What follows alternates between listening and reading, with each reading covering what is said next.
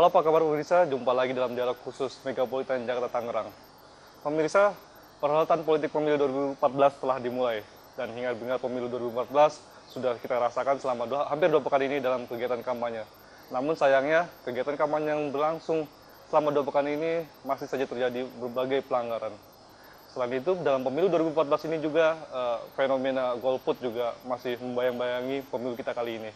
Dan untuk membahas antara pelanggaran kampanye dan golput, telah hadir bersama saya Direktur Eksekutif Lingkar Madani untuk Indonesia, Bapak Ray Rangkuti. Apa kabar, Bang? Baik sejauh ini ya. Bang, Ya. kampanye ini sudah hampir 2 minggu ya? Ya, kita 2 minggu rasakan berlangsung. ya. Kampanye terbuka ya. Kampanye terbuka. Kalau tertutup kan sudah sejak 6 bulan yang lalu. Oke. Itu. Ya. Bang, lihat kampanye terbuka selama 2 pekan ini, Abang lihatnya gimana? Saya merasa agak miris ya melihatnya ya. Pertama karena secara umum kita tidak melihat ada semacam praktek kampanye yang jauh lebih semarak ya. Tentu saya semarak dalam pengertian bukan pada publik, bukan pada desakan masyarakat dan sebagainya gitu, tetapi semarak dalam pengertian jual beli ide di pasar pemilu begitu. Nah, itu pertama. Yang kedua, yang kita lihat polanya sekarang ini kampanyenya malah tidak berubah sebetulnya ya sejak pemilu-pemilu yang dahulu gitu. Di mana unsur entertainmentnya dalam konteks kampanye terbuka ini jauh lebih dominan dibanding misalnya unsur yang berkaitan dengan pendidikan, edukasinya gitu. Nah, oleh karena itu kita menyayangkan efek dari pelaksanaan pemilu yang terlalu mendorong yang sama sekali tidak ada perubahan dalam konteks konten ini, dalam konteks substansi ini terhadap substansialisasi pelaksanaan pemilu 2014 gitu. Nah, meskipun begitu kita patut bersyukur karena dalam prakteknya tidak terjadi sesuatu yang tidak kita inginkan yang berkaitan dengan keamanan ya, dan tidak adanya kekerasan gitu. Meskipun pelanggaran juga tetap marak di mana-mana gitu. Dan pelanggaran-pelanggaran itu terkait semuanya dengan penyakit-penyakit istilah saya pelanggaran kuno gitu ya. Pelanggaran kuno itu misalnya soal pengerahan anak-anak ya kan. Kemudian jalan di jalanan itu loh yang pakai jalan dan rombongan apa istilahnya itu. Yang nggak pakai helm macam-macam gitu ya. Kemudian ya politik uang dalam bentuk saweran macam-macam gitu. Ini yang saya sebut sebagai pelanggaran kuno yang mestinya nggak boleh lagi terjadi gitu. Kita mestinya lebih menekankan kepada isi ya, substansi ya, apa sih yang mau disampaikan kepada masyarakat ya, Anda sebagai partai sehingga masyarakat ini memilih Anda di masa mendatang. Oke, Bang, idealnya sih kampanye itu partai politik memberikan pendidikan politik kepada masyarakat dalam kampanye. Itu betul. Selama ini kampanye yang berlangsung, Abang lihat apakah sudah memberikan pendidikan sama politik? sekali menurut saya agak kurang ya? Agak kurang. Makanya seperti yang saya sebut tadi, kampanye yang sekarang ini lebih banyak unsur entertainnya ketimbang unsur edukasinya gitu. Kalau boleh saya buat persentasi, mungkin 70% lebih banyak kepada unsur entertain, 30%-nya baru ada penyampaian visi misi, dan tentu saja tidak efektif gitu. Penyampaian visi misi yang hanya 30%. Nah, oleh karena itu ya saya berasa bahwa mungkin ke depan perlu untuk memikirkan apakah model kampanye seperti yang kita pakai sekarang ini dalam konteks kampanye terbuka itu masih perlu atau tidak gitu. Karena faktanya tidak efektif untuk menyampaikan visi misi partai politik. Nah, yang kedua sebetulnya unsur entertainnya lebih banyak, efeknya kemudian pelanggaran-pelanggaran kunonya terjadi gitu loh.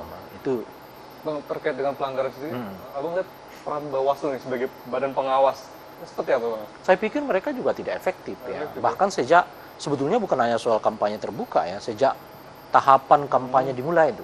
Jadi misalnya kan ada yang baru di dalam tahapan pelaksanaan kampanye. Selain durasinya makin panjang, tapi juga ada sonanisasi kan yang diwajibkan.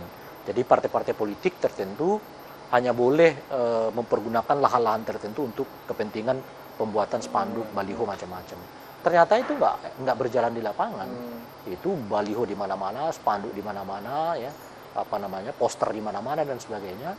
Dan Bawaslu secara umum ya, tentu saja ada Bawaslu yang bekerja, ya membiarkan saja itu terjadi, nggak melakukan apa-apa, kemudian lempar tanggung jawab ya ke instansi yang lain. Itu yang pertama. Yang kedua misalnya kampanye di media elektronik gitu.